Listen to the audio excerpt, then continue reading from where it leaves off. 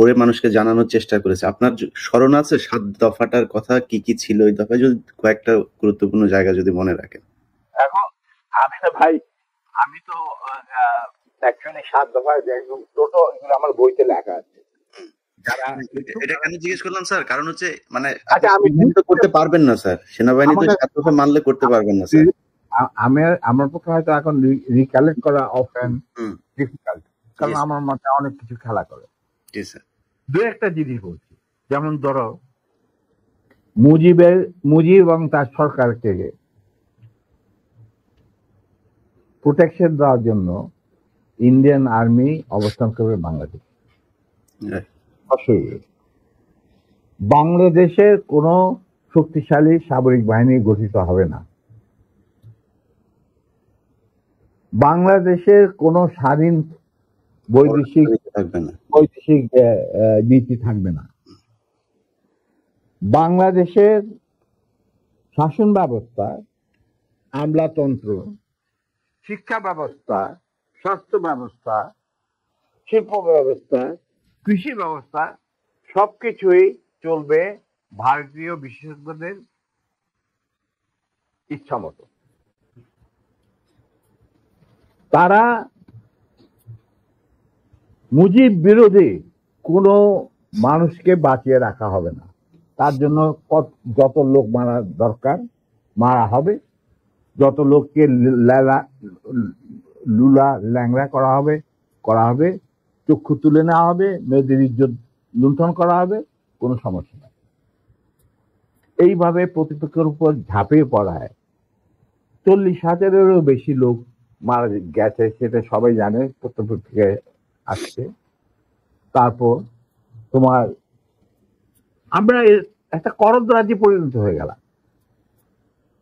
কিন্তু সমস্যা দেখা দিল যে বাংলাদেশের মাটিতে যদি যে ইন্ডিয়ান সোলজাররা অবস্থান নেয়, তাহলে বিদেশ থেকে কোনো দেশে বাংলাদেশের স্বীকৃতি দিতে রাজি না। কারণ পাকিস্তান ইতিমধ্যে সিকিউরিটি কাউন্সিল থেকে একটা আইন পাস করে নিল যে বাংলাদেশে কে নিয়ন্ত্রণ করতে ভারত, তাদের সেনাবাহিনীর মাধ্যমে, মুজিব সরকারের মাধ্যমে। অতএব এটা একটা ডিসপিউটেড টেরিটরি, এটা একটা স্বাধীন দেশ নয়। তাই আপনারা স্বাধীন কিভাবে রিকগনাইজ করবেন মুজিবের সরকারকে? এরপর এই অবস্থায় ইন্দিরা গান্ধী পড়ল মুসিবত, তো আজ মুজিব সরকার। তখন ইন্ডিয়ান সরকার ডিসাইড করলো যে ঠিক আছে, আমাদের সোলজার আমরা ফেরত নিয়ে আসবো, তার পরিবর্তে আমরা জাতীয় রক্ষী বাহিনী বানিয়ে তাই করা হলো। তো যে কাজটা ইন্ডিয়ান আর্মি করছিল সেটা পরে জাতীয় রক্ষী বাহিনী করলো। আর কি ধরনের অত্যাচার, অবিচার, কি ধরনের মানে হত্যাযজ্ঞ, গুম, খুন এবং অনাচার, অবিচার মুজিব সরকার করছিল, সেটার খতিয়ান তুমি আমার কি ভালো জানতে। অনেকে এই বিষয়ে লিখেছেন, সাহসী যারা তারা লিখে গেছেন, আমিও কিছুটা লিখেছি। সেখানেই শেষ হলো না। তারপর দেখা গেল যে সেই সুতিগার থেকে মুজিব কাম করলেন একদলীয়, এক ন্যায়তত্ত্ব, স্বৈরাচার শাসন, বাকশাল, এবং নিজেকে তিনি আজীবন রাষ্ট্রপতি হিসেবে ঘোষণা দেবেন সিদ্ধান্ত না হলে। এই বাকশালে মেম্বার সবাই। সেই বাকশাল করার পর মুজিবের শক্তি বেড়ে গেল, তার নিষ্ঠুরতা এমন অসহনীয় পর্যায়ে চলে গেল, ইলিয়াস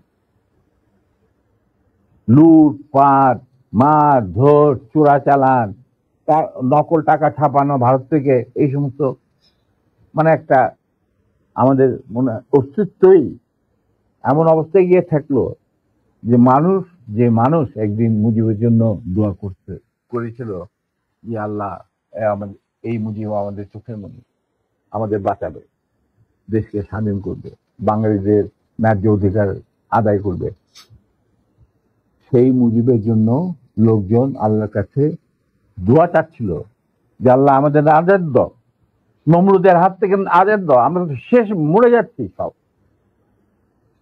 কোথাও কোনো কেউ নেই প্রতিবাদ করা।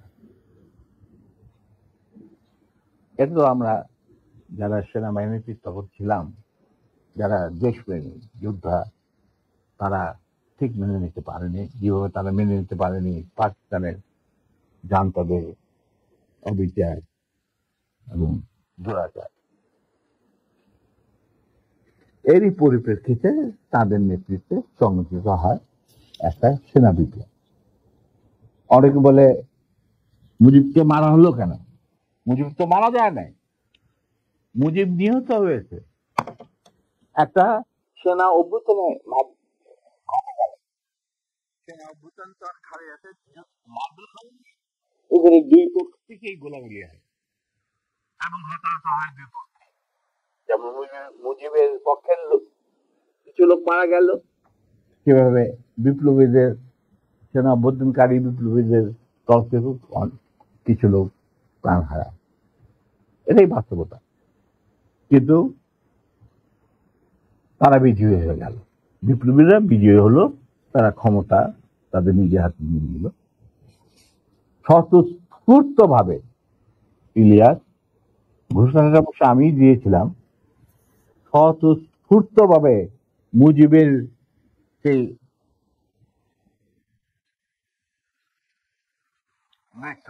খবর জানার পর আর বাদশাহের পতনের খবর জানার পর লাখো লাখো লোক, মানে দেশের রাস্তার ঘাট গঞ্জ শহর বন্দর নগর গ্রাম সবাই আনন্দ মিছিল বের করলো। আমরা তো এই সমস্ত লোকজনকে ডেকে নিয়ে আসিনি, স্বতঃস্ফূর্ত ভাবে লোকজন। আর যে সমস্ত রাজনৈতিক নেতা বা দলগুলো আন্ডারগ্রাউন্ড ছিল তারাও জনসমর্থন নিয়ে রাস্তায় চলে আসে। এইভাবেই জনস্বীকৃতি পেয়েছিল 15 আগস্টে 32 সামরিক অভ্যুত্থান এবং পরবর্তীতে খালেদ মোশাররফের প্রতিক্রিয়াশীল কুচক্রীদের কুদেতার বিরুদ্ধে ঘটা 7th নভেম্বর সিপাহী জনতার বিপ্লব। সব একই সূত্রে গাথা। তো আমি বলবো যে আমাদের ফার্স্ট রিপাবলিক ছিল ফ্রান্স রেভলিউশনের পরিপ্রেক্ষিতে বলছি, ফার্স্ট রিপাবলিক ছিল 71 মুক্তিযুদ্ধ, তারই ধারাবাহিকতায় হয়েছে 75 আগস্ট বিপ্লব, তারই ধারাবাহিকতায় থার্ড রিপাবলিক হয়েছে 1924 সালের ছাত্র জনতার গণ অভ্যুত্থান। এখন যেহেতু আমি বলেছি যে সম্পূর্ণ বিজয় আমাদের এখনো অর্জিত হয়নি, চলমান বিপ্লবের গতিধারায় সংগঠিত হবে চতুর্থ রিপাবলিক, মানে চতুর্থ বিপ্লব। আমি এবং আমার সাথী ভাইরা যারা এখনো বেঁচে আছেন, যে অবস্থাতেই আছেন, আমরা যদি আমাদের বর্তমান প্রজন্মের বিপ্লবীদের ছাত্র জনতা তাদের বিপ্লবী কাণ্ডে কোন রকম অবদান রাখতে পারি, আমাদের নিজস্ব অভিজ্ঞতা যোগাযোগ থেকে, তাহলে আমরা সেটা করতে প্রস্তুত, পিছপা হব না ইনশাআল্লাহ। এবং আমরা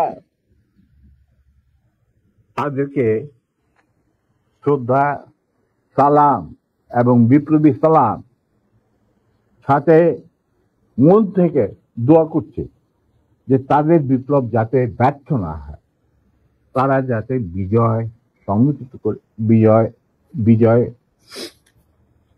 অর্জন করে, তার একটা সুখী সমৃদ্ধ শক্তিশালী বাংলাদেশ গড়ে তুলে তাকে দ্বিতীয় ঘাঁটি হিসেবে স্থাপিত করতে পারে।